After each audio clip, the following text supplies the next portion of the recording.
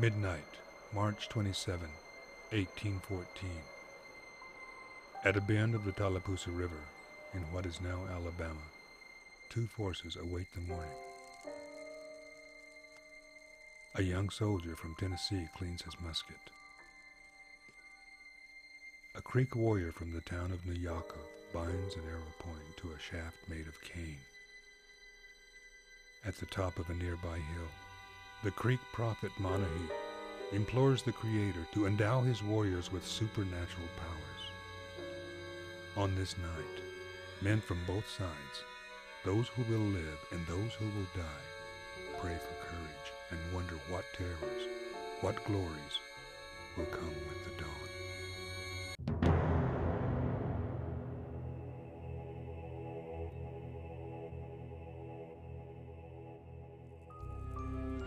The war leader of the Red Stick Creeks gathered in the bend is known as Manahwa, or the Great Warrior. He was once known as Hatlepoya, or the War Hunter, because of his legendary boldness, ferocity, and eagerness for battle. The leader of the opposing army is General Andrew Jackson, a man with an indomitable will and a violent temper.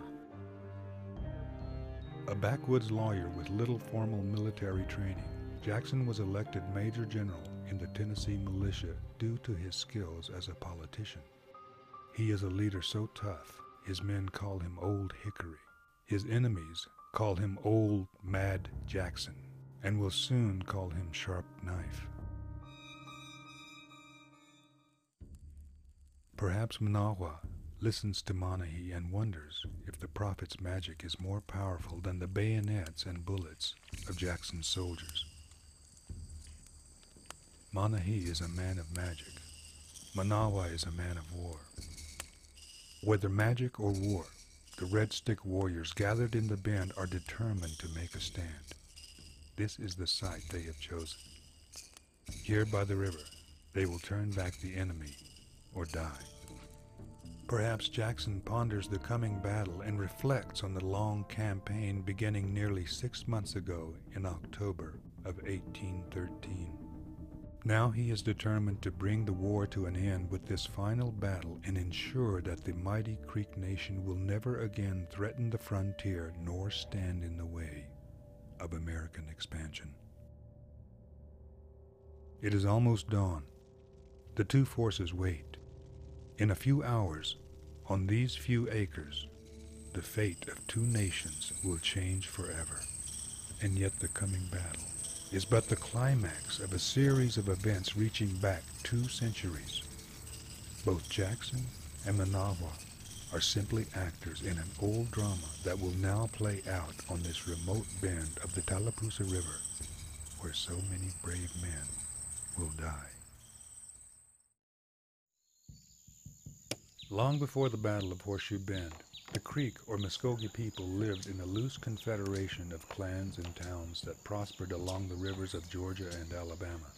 At one time, this vast region held as many as 60 Creek towns. Some towns contained as many as 100 houses. For 200 years, Spain, France, and Great Britain competed against one another to gain the favor of the Creek towns. Each sought alliances with the powerful Creeks.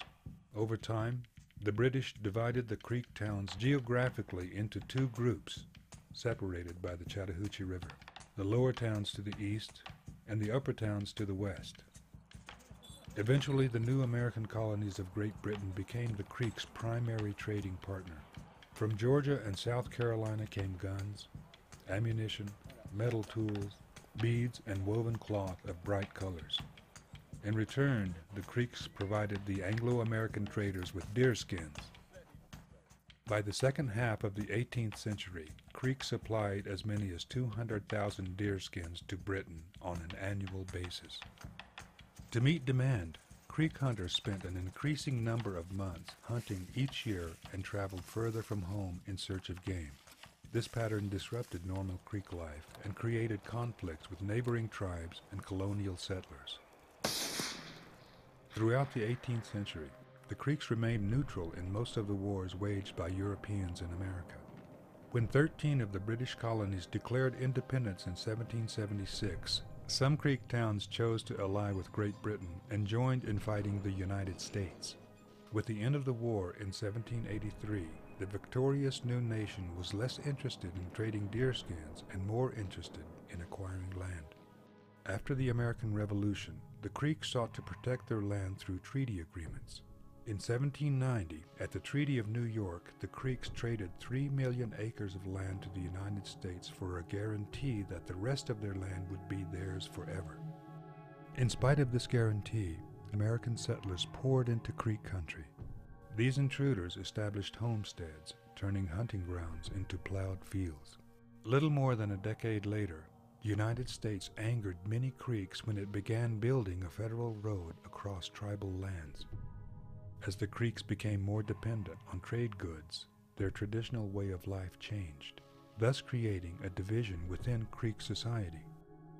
The Treaty of New York helped widen this division by introducing a civilization program promoted by United States Indian agent Benjamin Hawkins. Through his program, Hawkins encouraged the Creeks to move from a society based on hunting and trade to a society based on farming and land ownership. Many of the Creeks in both the upper and lower towns abandoned their old traditions and began to live more like their American neighbors. However, many preferred to remain true to the ways of the past. In 1811, the great Shawnee chief Tecumseh visited the southeastern tribes, hoping to encourage them to return to their ancient traditions and religious beliefs as well as drive the Americans from their ancestral lands. Many individuals in the Upper Creek towns responded to Tecumseh's talk. When war broke out between the United States and Great Britain in 1812, Creek warriors joined Tecumseh and the British in fighting the hated Americans. This war led to civil war within Creek society. What began as a Creek civil war and ended as a war against the United States is still a topic of debate. A variety of factors both inside and outside Creek society led to civil war in 1813. Often described as a war between the Upper and Lower Creeks, the war was in fact a struggle between a faction in the upper towns called the Red Sticks, who were hostile towards the Americans, and those Creeks remaining friendly to the United States. The Red Sticks took their name from their red-painted war club or red-painted bundles of sticks used as a calendar when counting days to an important event. In either case, the color red symbolized war. By the summer of 1813, the Creek Civil War escalated into a full-scale war with the Red Sticks on one side and the United States and its friendly Creek allies on the other. On July 27th, at Burnt Corn Creek, a small force of Mississippi Territory militia ambushed a party of Red Sticks returning from Pensacola with Spanish ammunition and supplies. 1 month later, on August 30th, the Red Sticks struck back. 1,000 warriors led by William Weatherford, also known as the Red Eagle, attacked and killed 250 Creek and American settlers sheltered at Fort Mims, a stockade just north of Mobile. The brutal attack on Fort Mims, labeled by American newspapers as a massacre of innocent men, women, and children, escalated the Creek Civil War into a larger conflict between the Red Sticks and the United States.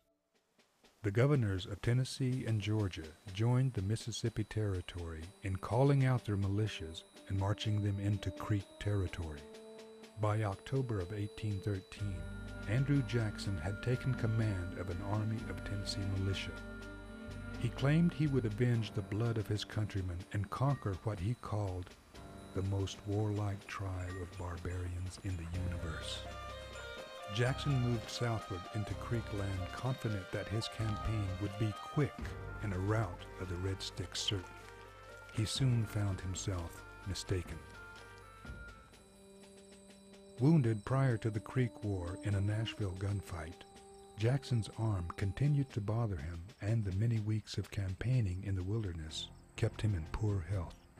Throughout the fall and winter, desertions, supply problems, old wounds, and sickness plagued him. Writing home to his wife, he explained, "It is not fighting the Indians I find most troublesome. It is fighting the indifference and incompetence of those I command." Political and military rivalries as well as an undisciplined army played havoc with his attempts to strike at the Red Sticks. In 4 months of campaigning, Jackson only fought 2 successful battles against the Creeks. In January 1814, just a few miles from Horseshoe Bend at Initechapco Creek, Jackson barely escaped defeat and was forced to retreat and reorganize his army. 2 months later, in March, resupplied and reinforced by regular soldiers of the 39th United States Infantry, Jackson was ready for battle. He marched from Fort Williams on the Coosa River with a force of 3,300 men, including 500 Cherokees and 100 Lower Creek warriors allied to the United States. His objective was the village of Tohopeka, a Red Stick refuge and defensive position in the Horseshoe Bend of the Tallapoosa River. Before setting out on the 2-day march, Old Hickory stated, "Any officer or soldier who flies before the enemy without being compelled to do so by superior force and actual necessity shall suffer death." This threat clearly reflected his absolute determination to bring the war to a swift and certain close. On March 26, Jackson's army made camp 6 miles northwest of the bend in the Tallapoosa River known as the Horseshoe, or the Horse's Flat Foot. In this bend, Manawa waited with 1,000 Red Stick warriors and at least 350 women and children. Beginning in December of 1813, people from 6 Upper Creek towns, Nuyaka, Okfuskee, Okchaya, Eufaula, Fish Pond, and Hillaby, gathered in the 100-acre bend of the Tallapoosa for protection. At the toe of the bend, they built a temporary village called Tohopeka, consisting of about 300 log houses. Across the narrow neck of the bend, they constructed a log and dirt barricade nearly 400 yards long. In this fortified place, the Red Sticks hoped to defeat an attacking army, or at least delay the attackers while women, children, and finally warriors escaped downriver.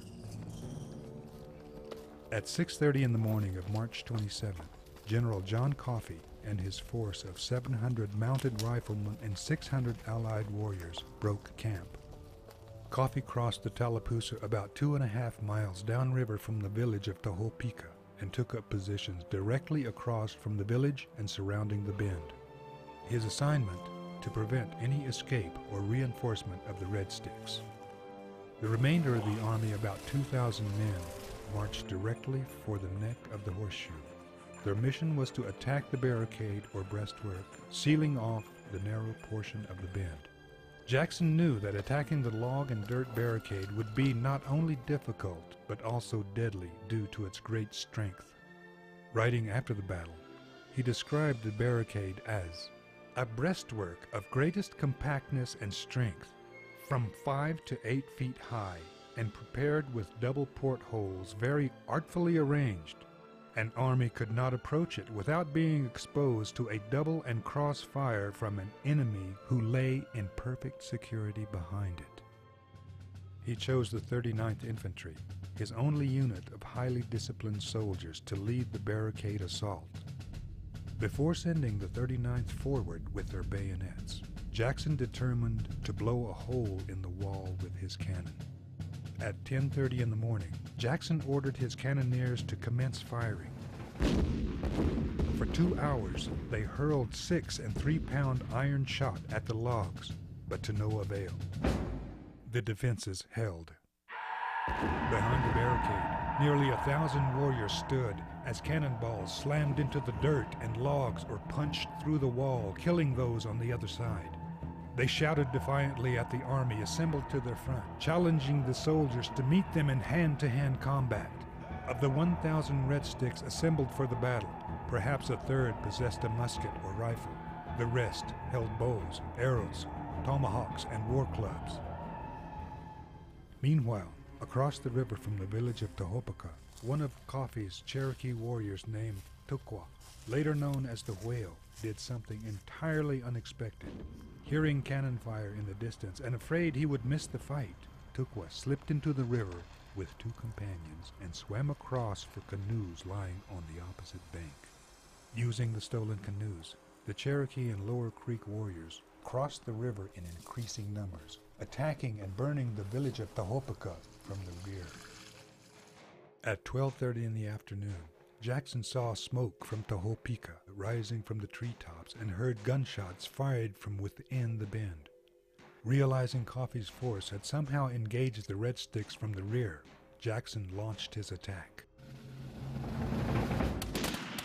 The drums beat the long roll, sounding the advance, and with bayonets fixed, the regulars swept forward.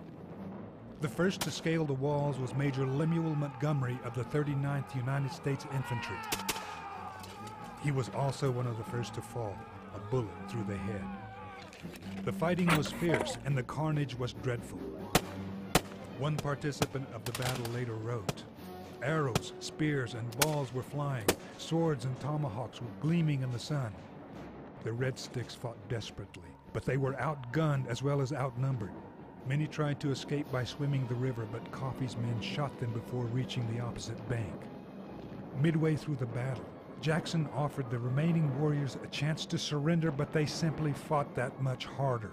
Slowly, the Red Sticks were isolated, overpowered, and killed one by one. The battle ended. Darkness covered the bend. In the narrow confines of the bend, over 800 Red Stick warriors died that day. 557 counted on the battlefield. 300 estimated shot in the river. The Prophet Manahi was found among the dead, killed by grape shot fired from a cannon. Jackson's force lost 49 killed and 154 wounded. Many of these wounded died in the coming weeks. Some 350 women and children became prisoners of the Cherokee and Lower Creek warriors. Manawa escaped the slaughter. Suffering from 7 wounds, he lay among the dead until nightfall. Making his way to the river, he climbed into a canoe and disappeared into the darkness. The Battle of Horseshoe Bend brought to an end both the Creek War and the power of the Creek Nation. A few weeks after the battle, William Weatherford surrendered to Jackson in his camp near the ruins of Fort Toulouse, an old French fort built at the confluence of the Coosa and Tallapoosa rivers. Though not present at the Battle of Horseshoe Bend, Weatherford was wanted for the brutal attack on Fort Mims. "I am in your power. Do with me as you please," Weatherford said. "If I had an army, I would yet fight and contend to the last. But I have none. My people are all gone. I can now do no more than weep over the misfortunes of my nation." Moved by his dignity, Jackson allowed Weatherford to leave free and in peace. On August 9th, 1814, General Jackson and a gathering of Creek chiefs signed the Treaty of Fort Jackson. In signing, the Creek ceded nearly 23 million acres of land to the United States. A large portion of this land became the state of Alabama. Ironically, only one Red Stick chief signed the treaty. The other chiefs had been allied to the United States during the war.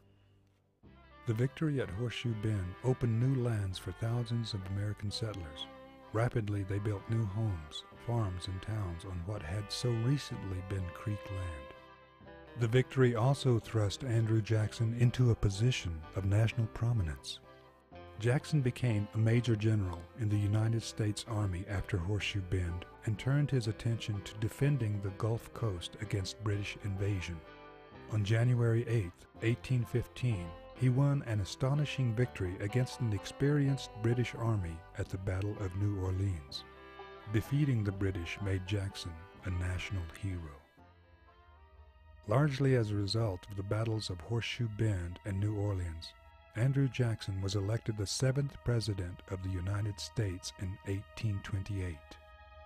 During his presidency, Jackson promoted and signed the Indian Removal Act, a law ordering the removal of all tribes from the Southeast.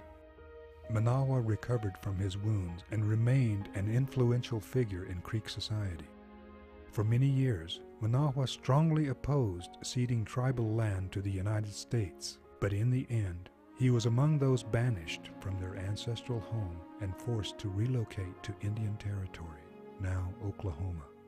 As he traveled west with his people toward a new and unknown future, he said to a companion, "Last evening, I saw the sun set for the last time, and its light shined upon the treetops, and the land, and the water, that I am never to look upon again.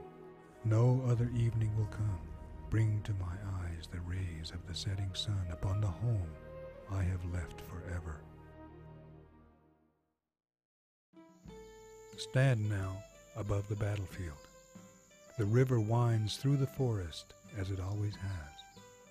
Oak, pine, and hickory trees cover the land just as they did when two forces met in March of 1814.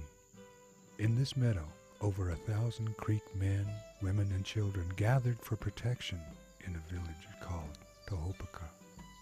Across this river, a Cherokee warrior bravely swam, hoping to gain glory and recognition. On this field, an army from Tennessee formed for battle. Upon this hill, 2 cannon fired against a stout log barricade that crossed this ground once defended by 1,000 Red Stick warriors. On this grass-covered field, and in this dark flowing water of the Tallapoosa, poured the blood of 2 nations. Now, all is quiet and still. But what happened here in a single day on a 100-acre bend of the Tallapoosa River forever shaped our history.